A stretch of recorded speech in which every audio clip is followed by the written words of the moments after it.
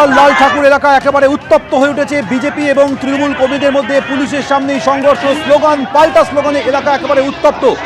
বিজেপির হোর্ডিং সরিয়ে তৃণমূলের হোর্ডিং লাগানো হয়েছে, তার প্রতিবাদ করেছিল বিজেপি কর্মীরা, এমন দাবি করেন সজল ঘোষ। যদিও শান্তিকা বন্দ্যোপাধ্যায় তিনি বলছেন যে বিজেপির কর্মীরা তাদেরকে মারধর করেছে, এমনকি সজল ঘোষ যাদের নিয়ে এসছেন তারা কেউ এলাকার নয়, বহিরাগত। যদিও সেই অভিযোগ একেবারে খারিজ করে দিয়েছেন সজল ঘোষ। সব মিলে পরিস্থিতি এই মুহূর্তে উত্তপ্ত বরানগরের গোপাল লাল ঠাকুর রোডে।